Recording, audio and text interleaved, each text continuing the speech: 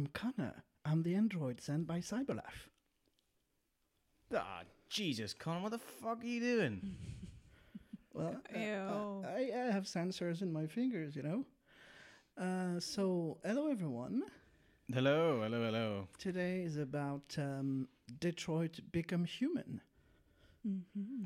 Starring. Oh, yeah. Valerie Curry. Do you want me to say who they voiced? Yeah, why not? Yeah. Valerie Curry as Cara, Brian Descartes as Connor, Jesse Williams as Marcus, Clancy Brown as Hank Anderson, Minka Kelly as North, Lance Henriksen as Carl Manfred, and Ben Lambert as Daniel. Cool. Does he also play the Simons? Because isn't that the same model in the game? Yeah, that's what I was thinking. Because it's the same model, right? Simon and Daniel are the same things. They come up in the first scene in the game. There is an actor who did two models, but I don't know. It might not be the same voice then. I mean, yeah, there are different models there. No, they're different models, but they look. I thought they were the same. Maybe he's just an updated version or a previous version of it. You've never watched Battlestar Galactica, right? No, not yet. Okay, so they also have different 6 models, or 9 different models. It's a thing about models. Adam, what's the answer to life, the universe, and everything? It's 42, right?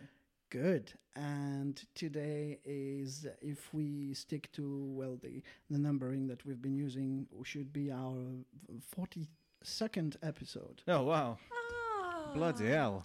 It will be our best then. It'll be the one that has most meaning to the rest of the universe. Hopefully. Or feature many voices from Hitchhiker's Guide to the Galaxy. One can dream. This is the present that we give to you. You're welcome. This is the one we'd send into space. Yeah, exactly. To contact the life out there. Yeah, I agree. Hello. Our friends at I say friends, hopefully friends at this one time I was adopted would like the idea, sending a podcast episode into space. Surely that would be something they would be into. Yeah. Oh, definitely.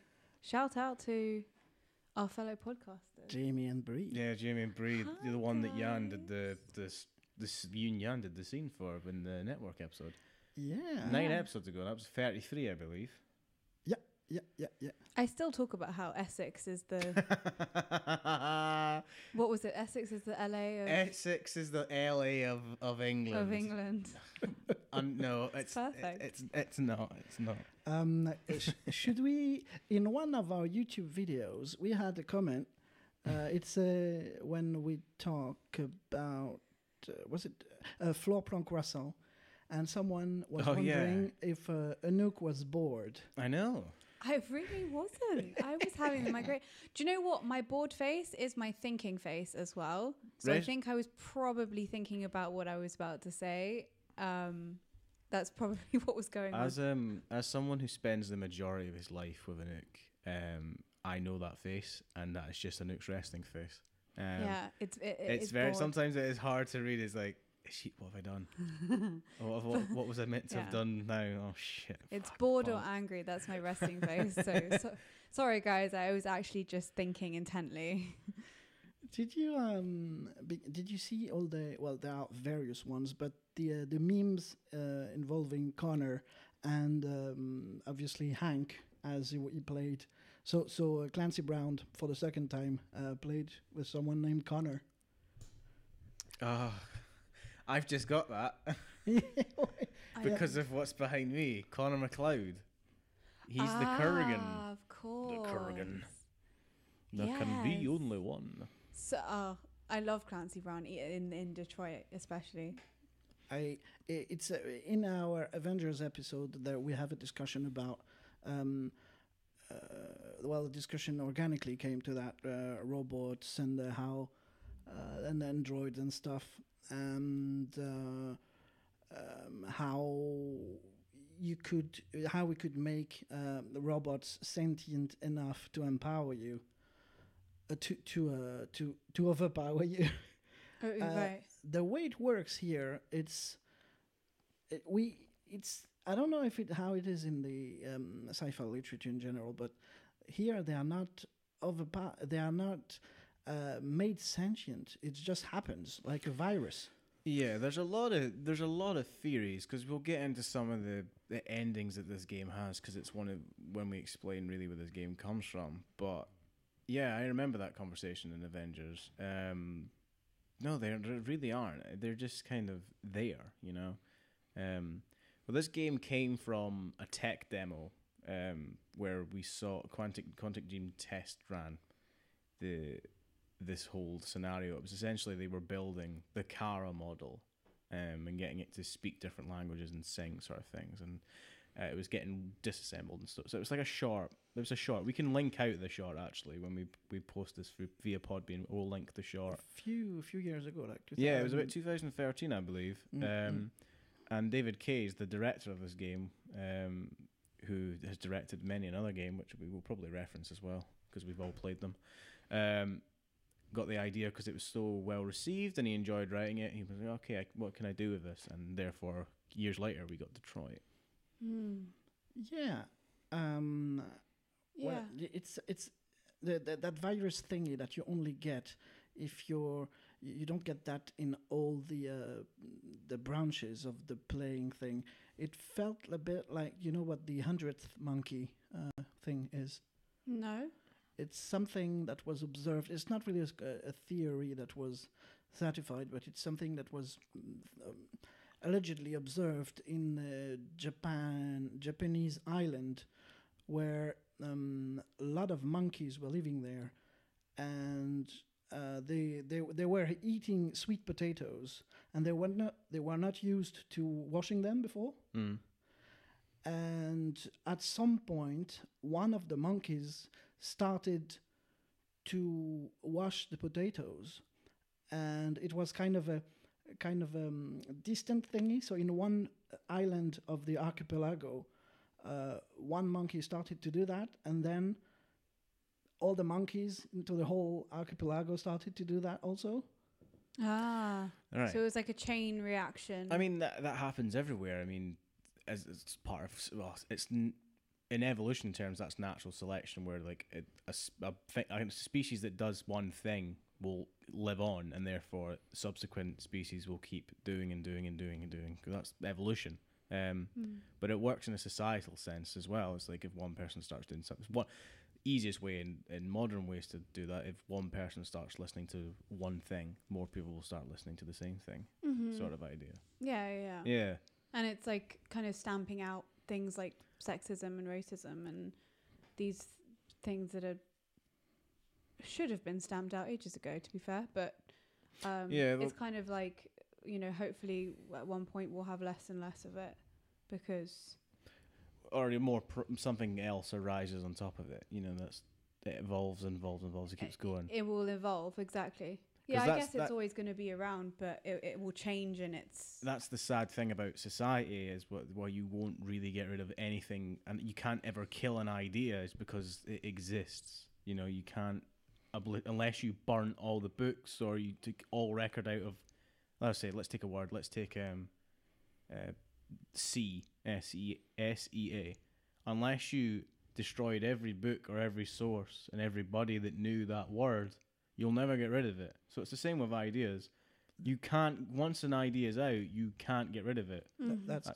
Doesn't that come in the story like Pandora's box as well? That's the whole thing. No matter how hard you try, once the thing is out there, you cannot put it back in the box. Yeah, that's in there as well. Sure. Yeah, but that's the Fahrenheit 451 whole idea that books are dangerous, so we burn them, and so nobody will get that knowledge. But there are a group of people who actually make sure they learn all the books by heart, so the knowledge is kept. Well, that happened that also happened in Nazi Germany when they did all the book burnings. And what is that called? What was that night called? There's Night of the Long Knives, which is, and then there's Night of Silent Broken something? Glass. No, that's Long Knife. There's two nights. There's one when there's the night when Hitler starts to do political moves on the back of something, and then there's the night when they Kristallnacht, when they destroy all the Jewish shops and stuff like that, isn't it? Kristallnacht. Kristallnacht. That's Night of Broken Glass.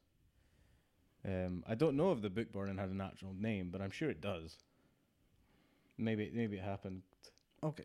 It's in Indiana Jones as well bring this back to movies as well. That's when Indiana Jones meets Hitler in number 3. Yes. Yeah, they do that a lot. Last time we talked about the movie was God of War, right? I think A video game, yeah. about what did I say? You said movie. Oh yeah, last time we talked about a video. Because movie we do that all the time. Yeah. Which I flagged phenomenal, I think, or something like that. Yeah, yes. This one, it's funny because even though I really cared about what was happening in God of War, in this one, I really had the feeling which you never get in World of Warcraft, because you go do dungeons and everything, and then you come back and wander in the world as if that thing that you just did never happened. Yeah. Like it's because other players obviously will have to do the same thing and everything. In this, as long as in your one game you have the feeling that what you're doing matters, and that's the whole point of the game with all the branching, obviously. Yeah. So that's why I really I was into it 100%. Yeah. Right from the start. Yeah. You feel connected to the character because you know that you can they could die with the decision that you make, or it completely changes the story, and so you probably care so much more, rather than, oh, this is just a game, it will all work out. I'm sure they won't, make things so bad type thing. For those who are listening to this episode, either via YouTube or however you will find it, and you're thinking about playing Detroit, and because I do this sometimes, if I haven't seen the game, I'll listen to people discuss it. The basic plot line of Detroit Become Human is that you experience a futuristic America, Detroit, where androids have come to major use as different forms of work in all walks of life, and you experience a movement from 3 different viewpoints, one of which is a personal assistant droid, one of which is a personal assistant droid, but then later becomes sentient and able to make his own choices of free will. Through emotional shock. Yes, and then the other through an android detective, which is tasked with finding out why are these androids being able to break free and make their own decisions. And the plot unfolds trying to figure out how is this possible, and what is the consequences of these androids becoming human. Yeah. Hence the title, Become Human. The way I think it was the fact that they added the branching, the flowcharts, that really made it a very big plus that I really got into it, because I tried Heavy Rain a few years ago. Yeah. I probably got past, I don't remember which point, but not when I replayed last month, I didn't go that far again. Even almost missed the body at some point. I remember that. But yeah, so there's this thing that you said, and I in part agree that it's a bit of it's a shame that they could have made it so that the flowcharts will only start to appear when you had completed the game. Yeah. So there's David Cage is the director of the last couple of Quantic Dreams. I'm not sure if he's part of the studio or he's a studio creative, but he's definitely director of the games. Is the head? Is he the head of Quantic Dream? Yeah. Right. So Quantic Dream specialize in storage-based choice games. I think there's a quote from David Cage about something about the game over state, which I can't remember off the top of my head, but it's definitely out there. Basically, that David Cage plays with the ideas once your character is dead, they're dead. And how would that affect your story? Case in point is Heavy Rain, which I first played when it came out, and I super enjoyed that game when it came out. It was like nothing I'd played before, especially when I was younger that age and started getting into acting. I really enjoyed this whole oh wow, there's a game that's super story. Now obviously it's a video game, and some of the writing isn't spectacular, and I think that's the case that carries over. I haven't played Beyond Two Souls, but I hear people say that that's not as good as Heavy Rain because it isn't told in a chronological sequence, so it's like jumps all about, so you don't have an idea really where your consequences happen. Say you can make a choice in one level and the next level is in the past, and you won't see your payoff till later on in the game, which is a bit confusing. With this one, it's back to the Heavy Rain structure of going all the way through. You play chronologically straight through, but they've added flowcharts, so that every time you complete a level, you'll get a flowchart that tells you the decisions you made, and it shows you.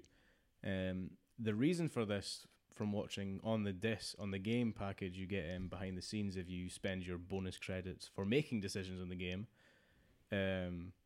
which kind of became insignificant by the end because you had so many of them. So they didn't really encourage you if you wanted to get all the extras to go back and play, because you're like, I can get these, it's fine.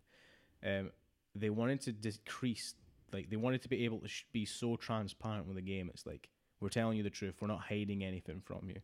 Because that's the big twist in Heavy Rain, that the game lies to you up to a point, and then bam, surprise, one of the characters turns out to be involved in the major crimes. I won't spoil the game because I highly recommend playing Heavy Rain if you haven't. And haven't finished it. So I didn't spoil it for Yann. Yeah. There you go. But yeah, I said to Yann, I was like, I would prefer if they put these flowcharts once you've completed the game the first time through, because I can see if you get a bad decision in the game and you're like, oh, how can I change this? It kind of encourages you to go back and change what you've done. Yeah, but I can counter you with this. That's because you're a completionist and you're always watching everything you have in front of you. I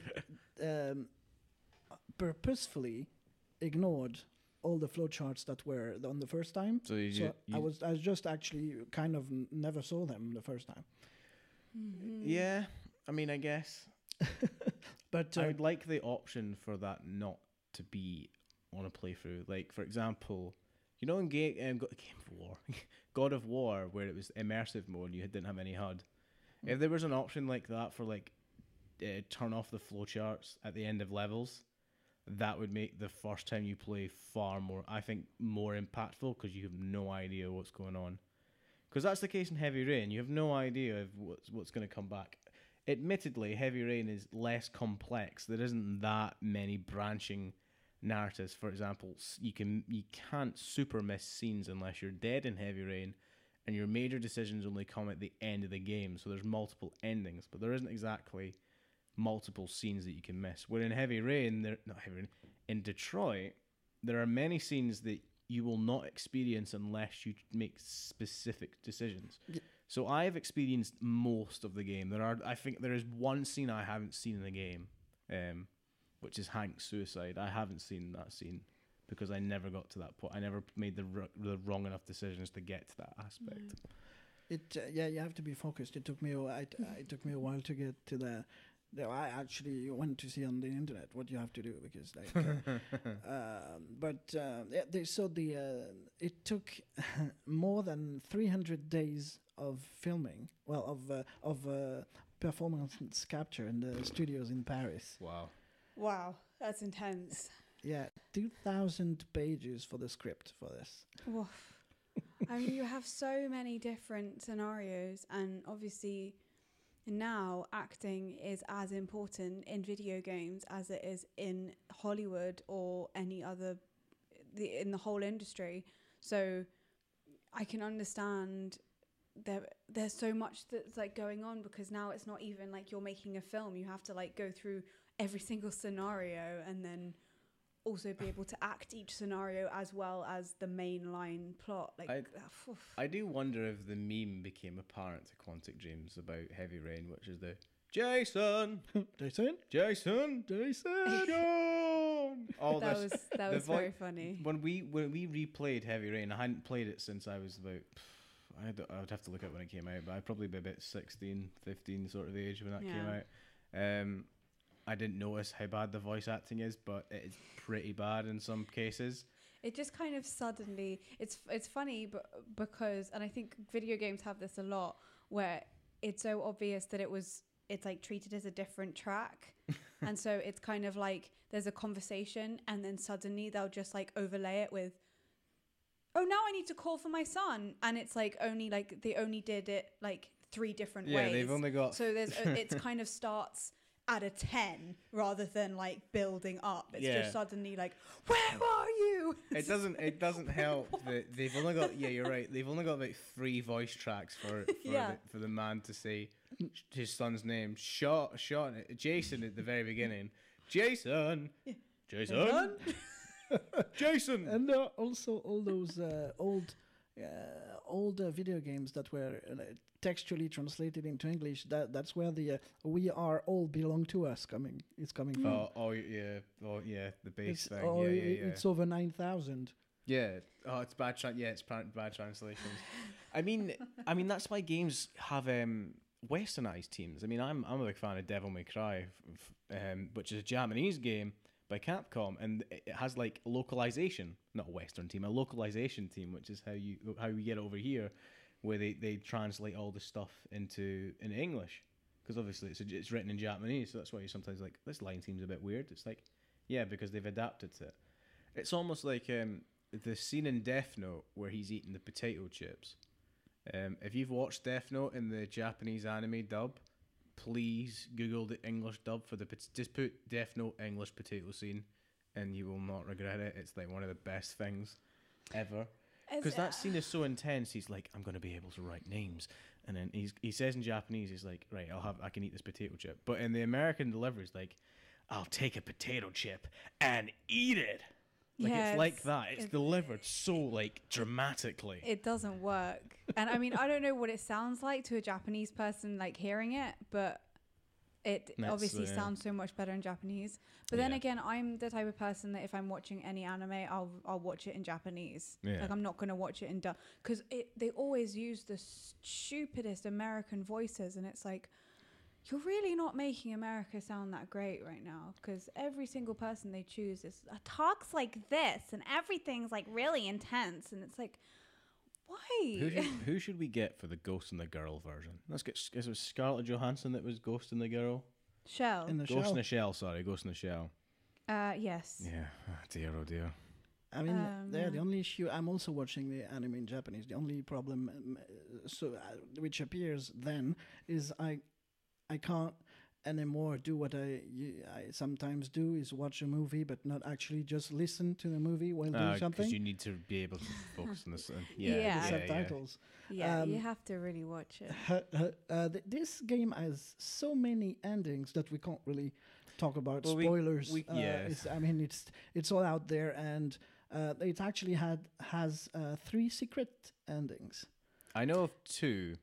So there's the one where the model of Connor, the android sent by Cyberlife, is RK-800. Yeah. So if you succeed in your mission, you get a scene where Amanda is telling you that you'll be replaced by this 900 model.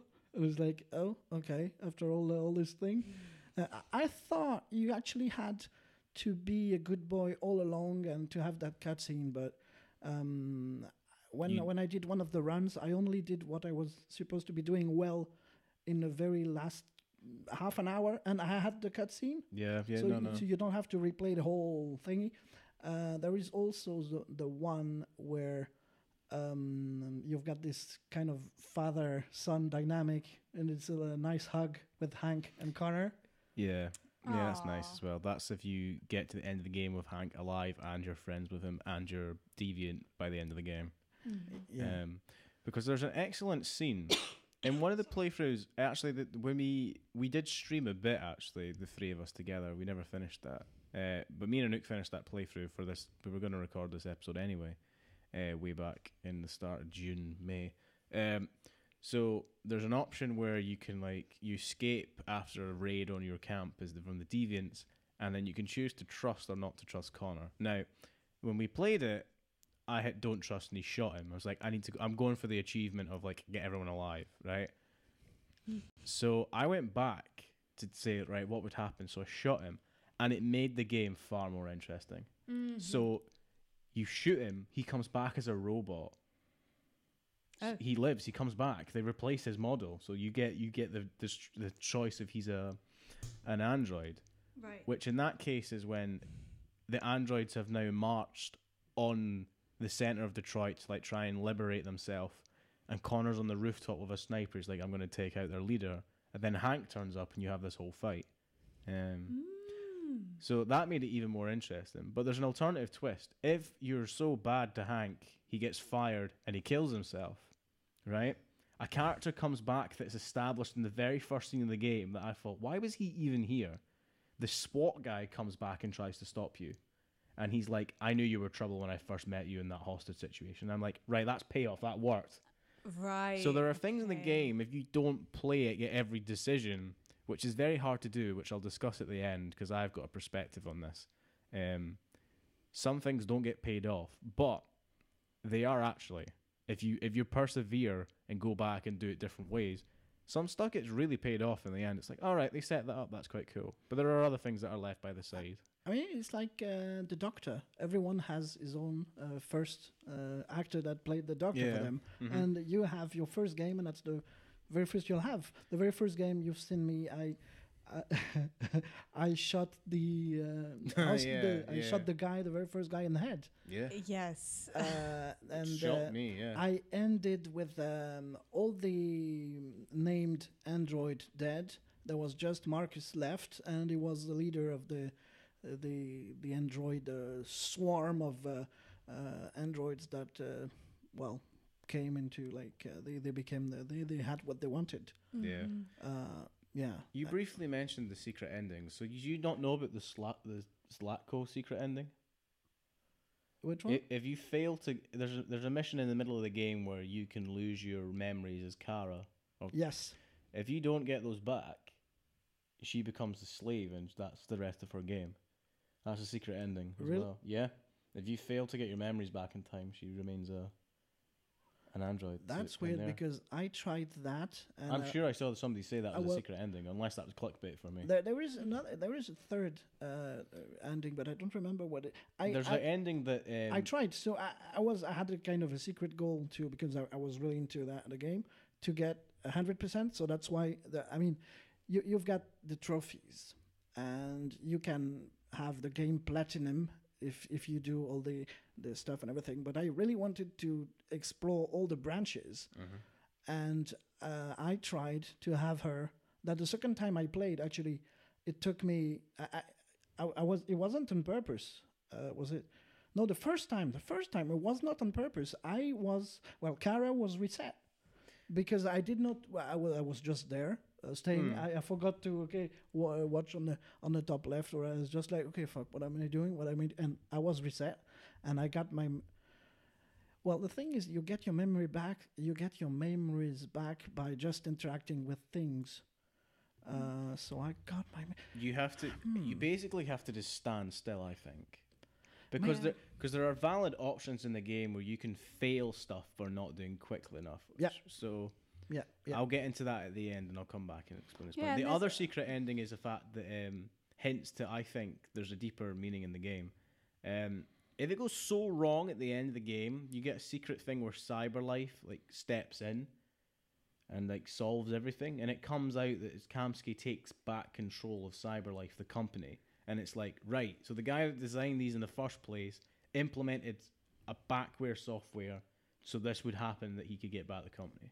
Yeah, there's all sorts of conspiracy things. So the game, that's one of the minor things I have against this game, is that there is no definitive ending, which is great, but it does mean if you play the game and you get to the end and you feel, oh, that was a bit of a letdown. Well, it's a bit of a shame, because the first time you play this game is really, really good. It gets you going and you want to know what happens. But if you ironically, if you mess up and get the wrong endings and feel let down, it's like, yeah, this sucks. If Kara and Alice are captured, it gets way more dramatic. Oh yeah. Way more dramatic than if they are not.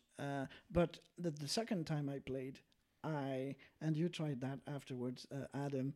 If Kara never goes deviant, and when there is the moment where she's supposed to go save Alice, this the first or the one of the three protagonists is dying on the chapter 4.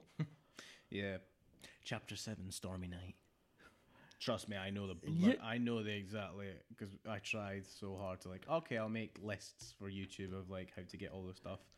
I got to that mission, I'm like, you know what? After this, I'm done, because it's just some of the stuff in the game is ridiculous. I gave the game too much credit. I'm like, right, maybe to get this, I have to go back further and not see a certain thing, and then later on, it's like you find out, and that will be that thing. No, just go over to somebody and express your feelings to them. I'm like, I can't waste so much of my life to try to figure out what these little bits are, because I'm putting too much thought into it. I thought at first, because you have the choice to either when you redo them save or not save. So I thought that the whole point of saving meant that when you were playing something down the line, it was saving the whole thing for the rest, so it was updated. But it is not. No. So you actually have to replay the game to get when it's the fugitives. So they are either Alice and Kara waking up in the motel, or the car, or the squat. Yeah. And you have to actually do the scene 3 chapters before 3 times. Yeah. Which is, it's not that far before, so it was okay. But there are so many details, and there were some bugs also, and fugitives still not working. You talked about Kamsky. Yeah. There was a big thing after the game was released about Chloe. Yeah. So when you boot up the game, you get this android that's going to be like your interaction with the game. And at the end of the game, you get the option to free her or keep her on as a slave. And no, I don't think anyone would not free her, because you don't really spend much time in the main menu. Yeah, that's especially if you do like I did. I finished the game in 3 sittings, so I didn't really have time to connect to Chloe. But in a patch, because loads of people complained on Twitter, you had the option to get her again, which defeats the message. Yes. Yes. Free androids deserve to be free, except you. You're my slave. So concerning different characters, what were your priorities? Because I knew at the second when Marcus saw North and that I saw Minka Kelly, I knew, I like this girl. So I'll make all my best to try to have a relationship with that girl. And it was a good idea, because you can actually have a romance with North. Yeah, she's pretty cool. Who did you connect to the most? Like, what were you most invested in? I liked Hank. Yeah, Hank. The most. I thought, because he was troubled and he was a bit of an arsehole, but somehow you kind of connected to them anyway. And I don't know, he was just, you wanted to be his friend. I liked how the game you were able to sort of role play with the Connor Hank relationship. Like, if you wanted the game to feel like a buddy cop movie, you could play it like that, and it would pay off in the end with the friendship. I knew straight away, right? Because video game, like any media, right? There are trends. I mean, right now in cinema, you look at superheroes as a massive trend right now. Cinematic worlds even is a big thing. Everyone's trying to get their cinematic universe set up. Gaming had a couple of years ago. It was introducing female leads, but making them going through so much trauma and bad things to build them up as strong female characters. Prime example of that is let's say the reboot of Tomb Raider, where she goes through so much, and then eventually is right, she's a Tomb Raider, she's a strong independent woman. Then it changed with The Walking Dead by Telltale, who their first season, when they managed to get this dynamic between this adult character and this little girl, you cared so much about your decisions as the male character to protect the little girl. And that just kept building and building and building. If we look at The Last of Us as another prime example of that, where it's between Joel and Ellie, or more recently for the 3 of us, we look at God of War, which some of the criticisms people gave God of War in the story-wise was it was trying to do what The Last of Us did. And it's a known fact that the studio director, Corey Balrog, right? Bolog? Barlog, yeah. Barlog. Monica Studio. And I can't remember the name of the guy. Anyway, the guy that directed The Last of Us traded notes. Like they worked together. They admired each other's work, so to make it better, they worked together and they compared and asked for advice. So that's why there's a similarity there. Detroit jumps on that wagon too with Kara and Alice, but here I just didn't care. Yeah, I didn't care enough about Alice, and I didn't really care at all about Alice. So when when the twist comes with Alice's character, I'm like, right, whatever. Yeah, I somehow didn't care about the mother-daughter thing that was going on. Can an android be a mother? What is the question what they're asking? Which is, yeah, of course they can. No, but it's not even that. It's just like you don't feel a connection to them. So No. especially because you don't have time to get to know what even is her name? The kid. Alice, thank you. I don't know. You just don't get to know her very well, and so I don't know. You have more of a connection with the other characters. the definite thing that I feel, and I'm curious what you guys feel, because I played this game a lot and Yann played it a lot, and Anouk, you sat and watched it with me together. Is that Kara and Alice feel so misplaced in the overall story. Yeah. Like Yann will know because you got Kara killed off pretty early in your first go, right? Yeah. How did that affect your story, if anything? It's just that it was way short. The run that I did was like 2 hours and something. But as somebody who knows story structure and creative and all that jazz as an actor and doing these podcasts, did it affect the story in any way possible? No. Did it have a major impact at the end of the game? No. That I'm pretty sure that's why you can kill her so soon. That's why it's a major problem, because they're with both Marcus and Connor. In Connor's case, they bring you back. There's no permadeath with Connor. You just come back as a different android model. They hint at the fact that you lose memories, but it doesn't play out because obviously the player doesn't. So you can just make up like, I remember what that was. That's fine. Kara was sold as one of the three protagonists. Yeah. And if it's not really if you play with the when they get captured, then there is a resolution. But if you go to the border, the thing is though, even with the captured sequence, it ends the same way. Either you are disassembled as an android and you die, or you end up on this like recycling dump, and that's it. There isn't any payoff with Kara and Alice, which is a shame because obviously the short that David Cage did was about Kara. Yeah. That was the whole thing. I don't know what happened, but the story between Connor and Marcus, like for example, if you choose to storm in the end, like fight back, there's an option in the game where you, as Marcus, if you get far enough in the assault, there's a scrap between Marcus and Connor, and the game gives you an option as play as Marcus or play as Connor. So it means like, who do you decide with? Do you decide on stopping the androids or freeing them? It's like, that's great. But if Kara was in that, there should have been an option to play as Kara. Like, she should have been important to that narrative, but she isn't. She's disconnected. She's meant to be, I don't know, like the idea of like an innocent bystander rolled up in this situation. It's like all androids aren't part of the cause. What about that? Which is interesting for a story perspective, but as gameplay, it doesn't add in. Even it distracts you. Like, oh, I'm Kara now. I'm like, all right, I'm not. Where's this going? Well, there should have been more that she did. Like, if they wanted to keep her separate from the cause and all that, there should have been more. Somehow, and maybe it's because both characters, Kara and Alice, are very like meek and timid, and so you just never saw them as like having a personality. So much so, if you're putting them against people like Marcus and Connor and Hank, and even who was the big woman with her son, Rose and her son, they were so much better scripted as a family.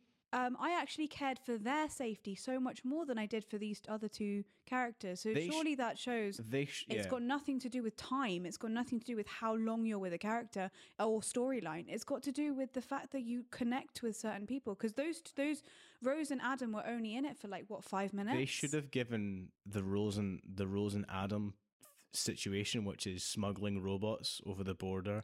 They should have given that to Kara and Alice. Yeah, I agree. It should have sort of been like a Schindler's List sort of thing of saving androids from factory sort of thing. It was really interesting. Or so Kara got over the border and now she's like, right, I can get people over, and it was the choice of when do I go? Sort of thing. And I'm also not saying that timid people who tend to be. It's more of because she's obviously motherly and she's supposed to be tender, and Alice is supposed to be scared and young. But I think there's a fine line between timidity and not being able to, because you only have a small amount of time with these people. Surely they need to have something that gives them a little bit of backbone. I don't know. There was just something missing. Whether it was cut from the game, it could easily have been that, because obviously. If the script is about, I reckon the rough draft of this must have been about 5,000 to 6,000 pages before they cut it down to about 2,000 pages of dialogue. Yeah, maybe. That could have been cut. You never know what happens, and it's more difficult with film because obviously you have deleted scenes, so it's an edit. But with a game, cut content has to come in way earlier, because when they eventually get the game down to the product they want to ship it as, it's been stripped back and back and back until it's right, this is what we're doing. Yeah. There's a good indication to identify if a character was important enough to make an impact. Do you have any favorite scene you can remember involving Alice and Kara? The only when you told me you can get captured. I mean, the last bit you get when they're put into this the deprogramming center, the recycling center, whatever you want to call it. It's basically their version of a concentration camp. The game's version of showing this sort of rounding up people and getting rid of them sort of thing. That's very interesting. It is quite interesting. But up to that point, you don't care. And the only way you would get to that point in the game is if you failed QuickTime events or made one wrong decision at the last second of the game. And I don't think that's because of Kara and Alice. I think that's because you see different parts of the world kind of put together. You see some of the robots from, what's his name? Android. Oh, you mean Android. Ralph, Jerry, and then you Luther. have Luther. And then you have the robot. The android that was that had been experimented on by Zlatko. So there's kind of all these links that get that level. Connected, you're right. You're totally right. That your choices as Kara come up in that bit. For example, if you've been good and saved certain people, they're there to help you in the final bits where it's tough. It's sort of the same if you get to the border. Where you can choose to sacrifice certain people to get through, yada yada yada, all these sort of things. It's kind of the same. There are definite endings to the game where it doesn't matter. For example, if you get to the boat, if you miss the bus to get to the Canadian border and you have to go over via boat, I mean, nobody that you've had an impact in the game is really there, except you can talk to them before you get in the boat, but it's not a meaningful I'll help you if you need sort of thing. Luther gets with you. And you can... Luther's kind of hard to kill off. Yeah. The fear of the fear that you feel for these androids are kind of bigger than Kara and Alice as a relationship. Yeah. In those moments, when you're on the border or if you're in the concentration camp.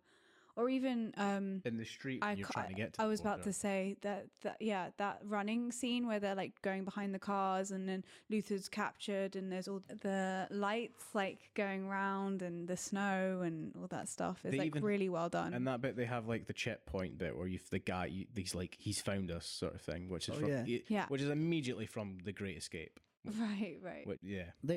Alice and Kara, they have one of the most controversial scenes. That's the one that one UK minister wanted to have the game banned in the UK. What scene's that? When they started, when he's beating her around the table. Oh, right. Todd. Yeah. Yeah, I kind of quite liked that scene.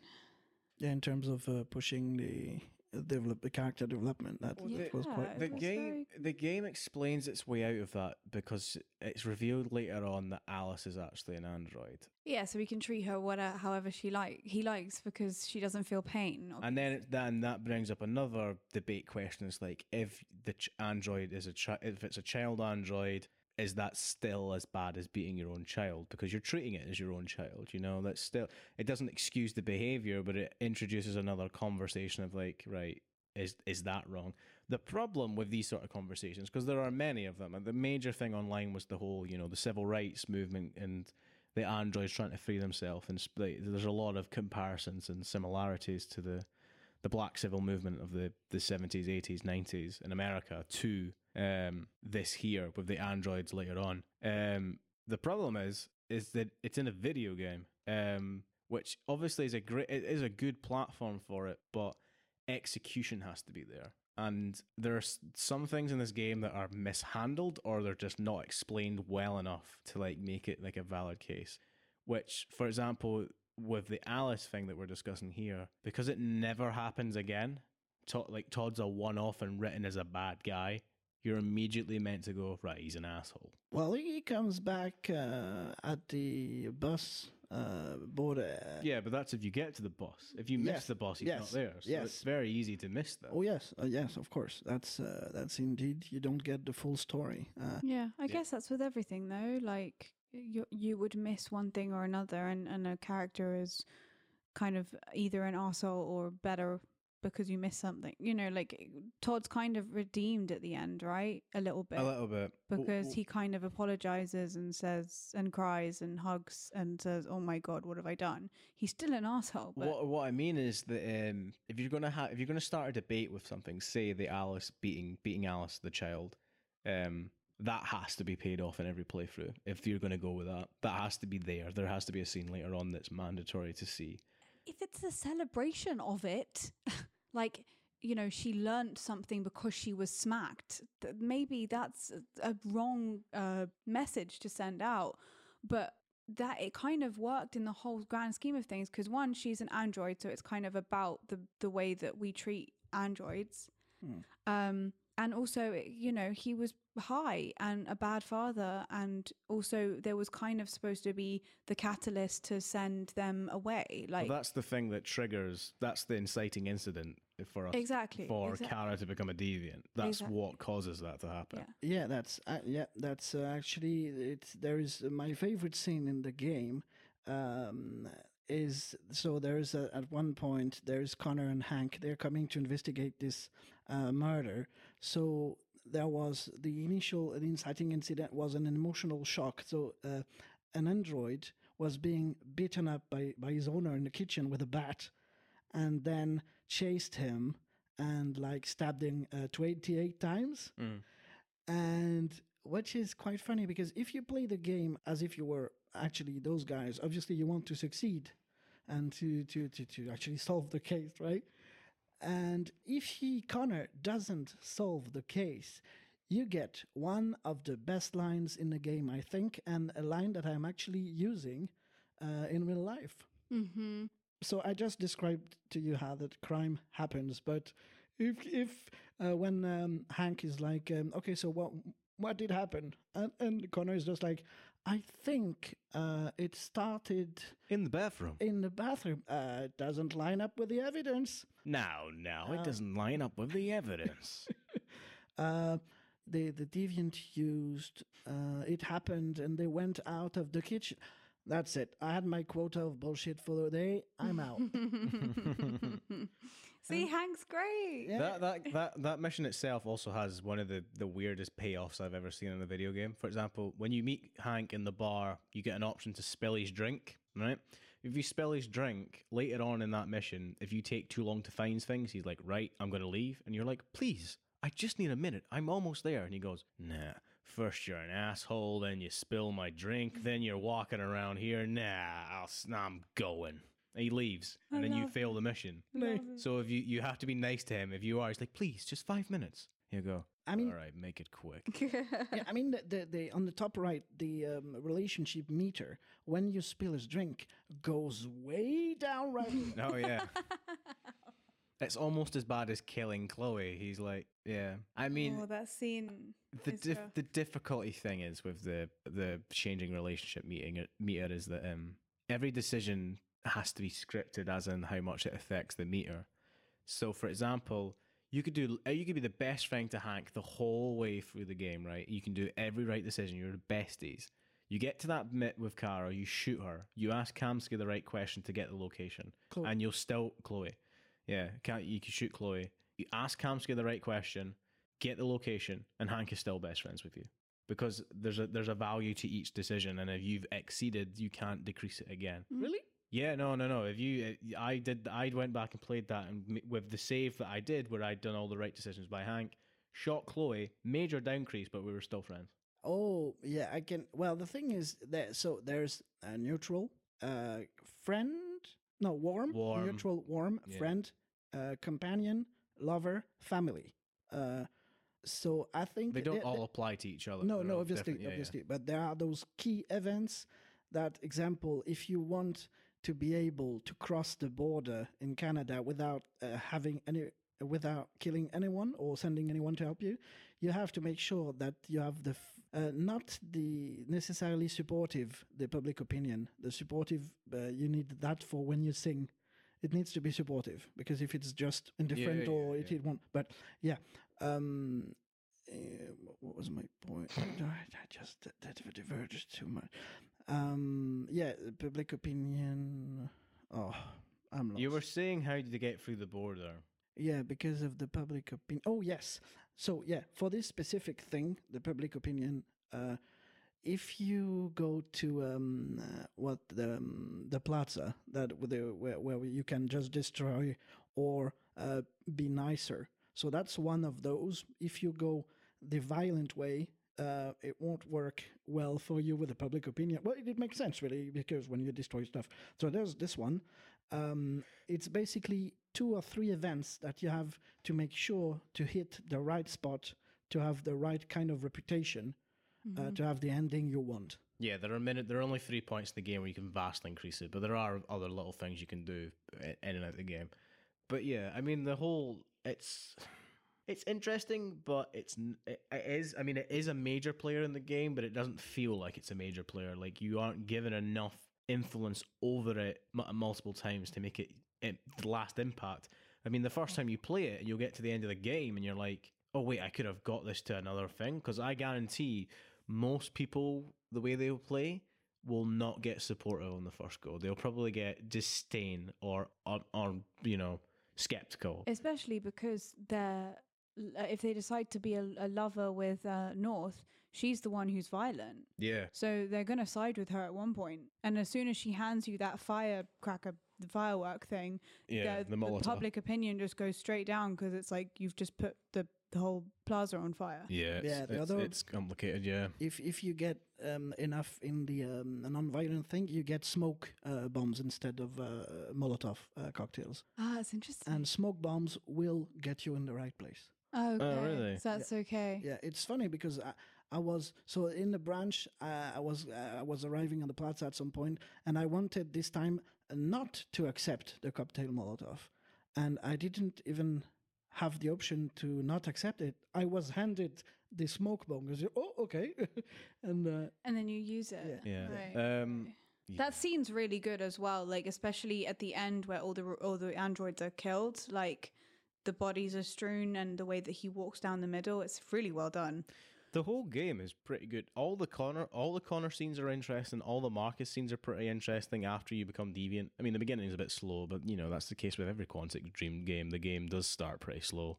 it's so funny, Connor. Did you the Connor coin tricks? Yeah. So there's the video on YouTube, like how to do Connor's coin tricks. So it's a channel which has like 10,000 not that many viewers. But when he did that video, this specific video has like 3 million views. And basically, most of the thing in there is just explaining that most of the tricks are not possible. I can imagine. I mean, yeah. But did you get into that thing that Hank is trying to do the trick? Yeah, you can see in that mission where he confiscates it because you're annoying him in the lift. If you go over to him later, he's like just throwing it in his hand, like trying to do it. And it's really funny.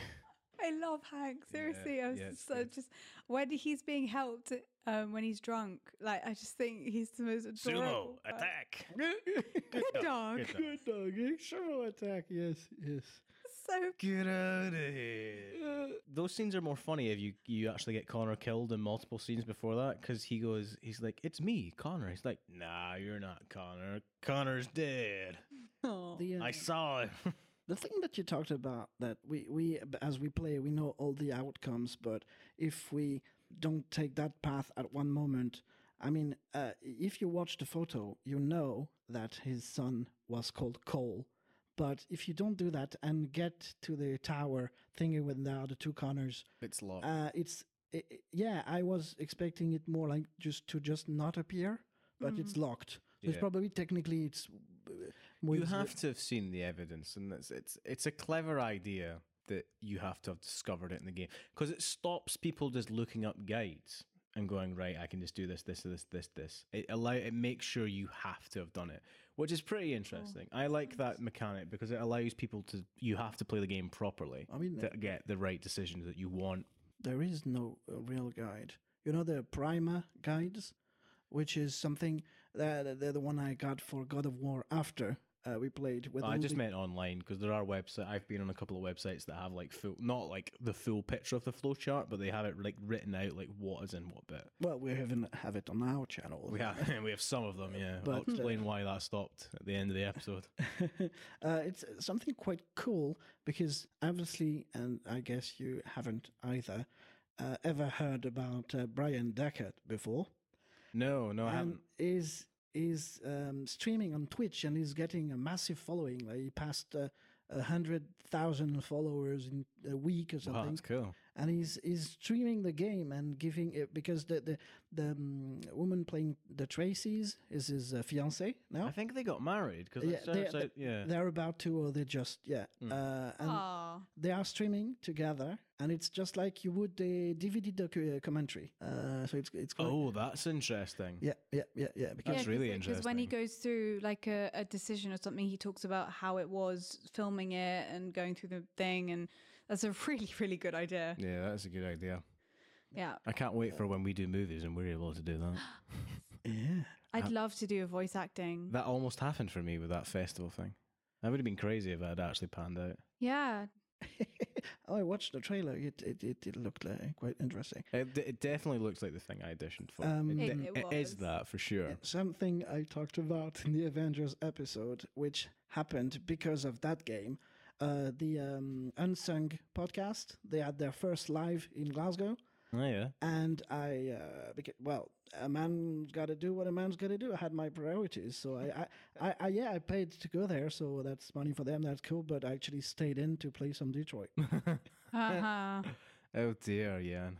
Yeah. Nice. Whoops. Okay, so anyone else got major things on their minds right now, or shall I go into explaining Yes. what happened with me? Okay, so No, I mean, yes, I had just have one thing. go for it, go for it. Yeah, so this game is exclusive to PS4, just like God of War was. And I should have. We talk and have ideas in mind, and then they go.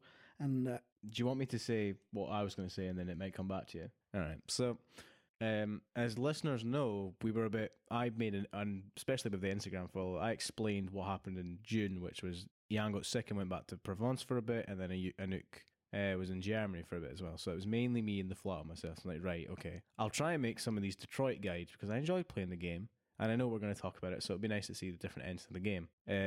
That decision single-handedly made me dislike the game. The game is not designed for you to fill out the flowchart in a quick manner. There is no way to do that. You can sanely do that within just back-to-back playing for hours and hours and hours, because it begins to just grind at you. You're like, oh, it's the same scene again.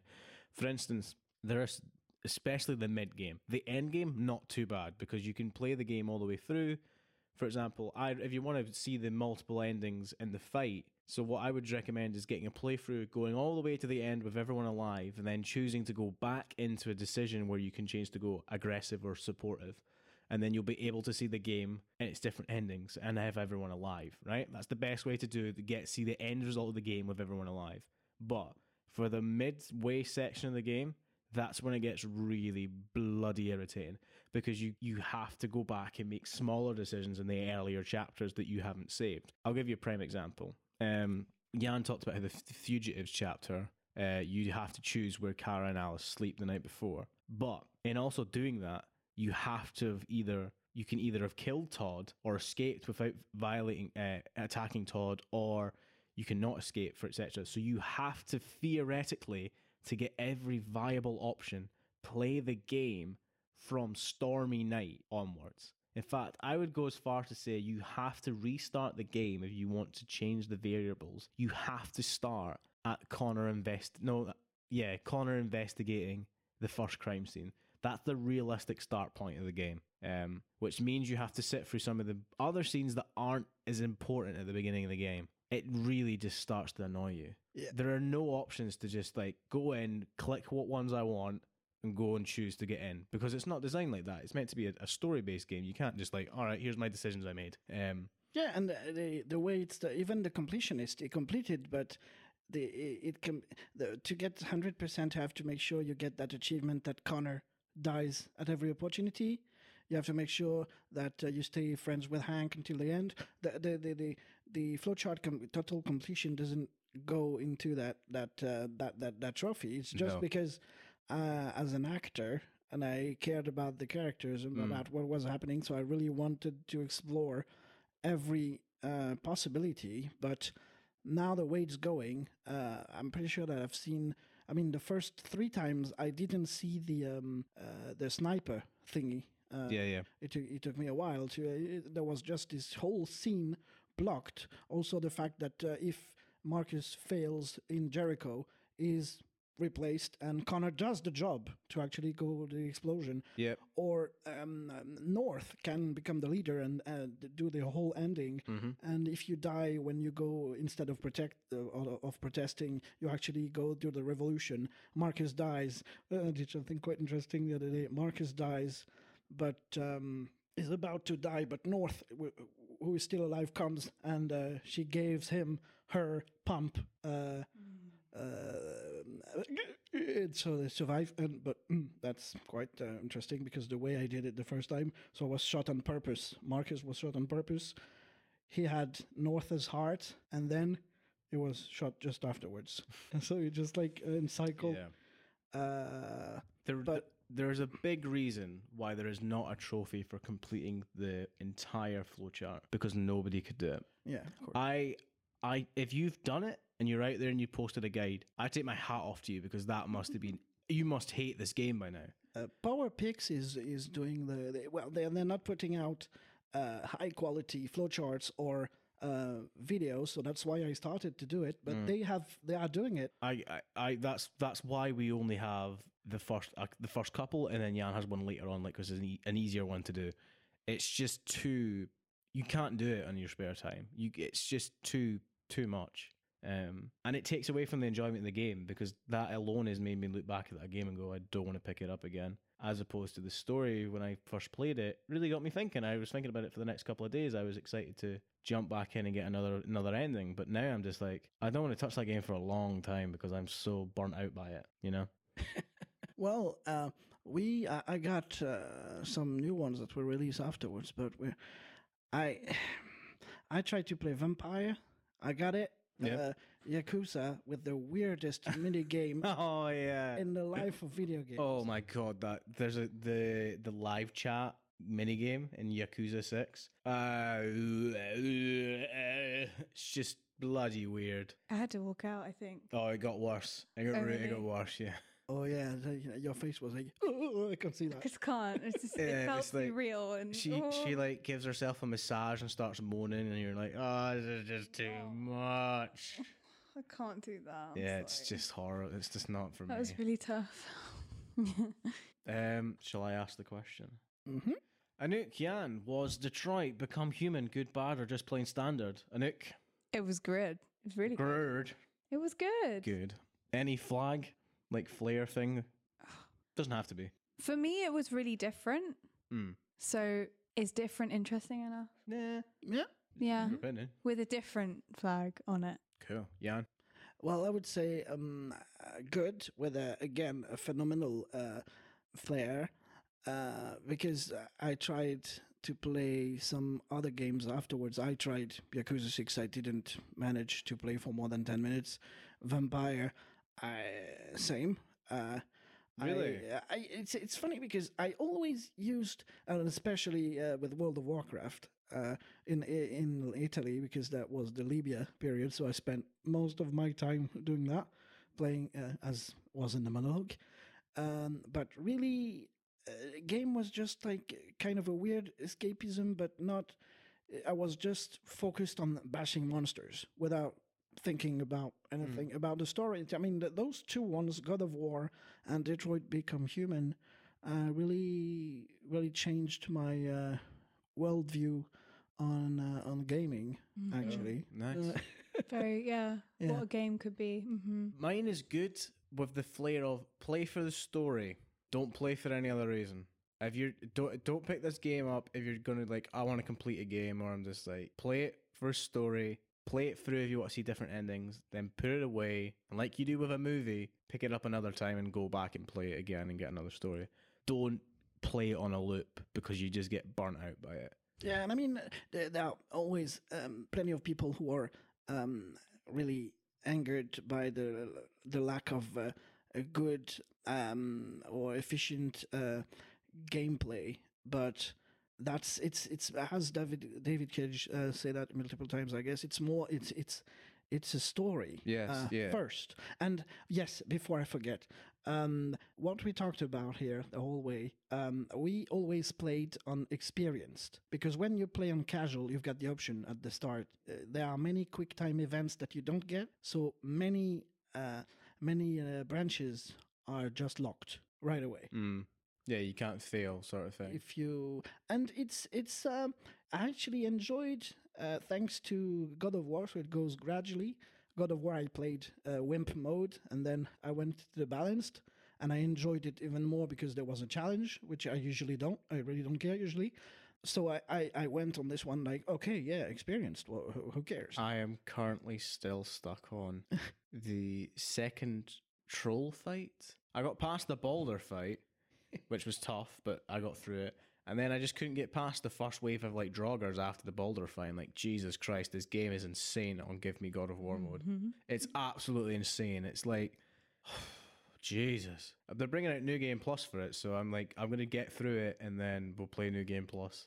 And we'll probably stream that, me dying and just getting really frustrated at God of War modes. I did play quite a lot. To be fair to what I just said, I did play quite a lot. Assassin's Creed. Are you excited for the new one? Yeah, well, I was really because I am a massive Egypt buff, so they did this one. Mm-hmm. I played it. I didn't really go back since they added the plus game plus thing because it never ends. It's just like World of Warcraft. You cannot say you completed the game. I mean, the closest thing, if all the achievement points, you get everything, but you can't. I mean, at one point it's just you have, even if you spend some hours a day, you have other stuff to do in your life. The newer one is the newest one coming out this year is Ancient Greece, which should be interesting because it's reintroducing islands again. But I don't know. I'm not sold on it yet. I saw the trailer for it. I was slightly underwhelmed. It kind of just looks like DLC for Odyssey, which I guess is going to be true because obviously that game's been in development the same length of time, just an extra year.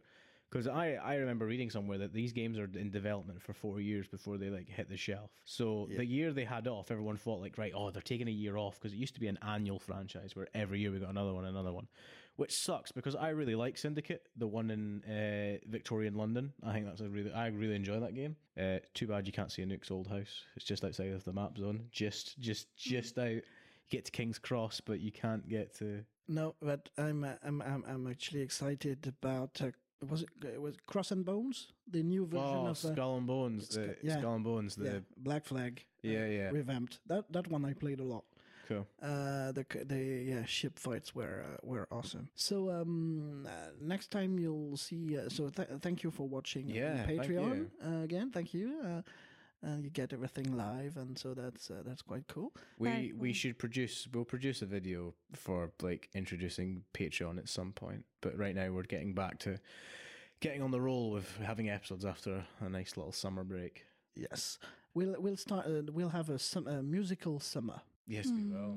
Because we have a few guests, and it took a while it takes a while to get them there. So instead of a music month, instead of July, we'll have the whole summer with some here and there music episodes from time to time. Mm-hmm. Yeah. Next episode that you should listen from us should be, I think, Ghostbusters.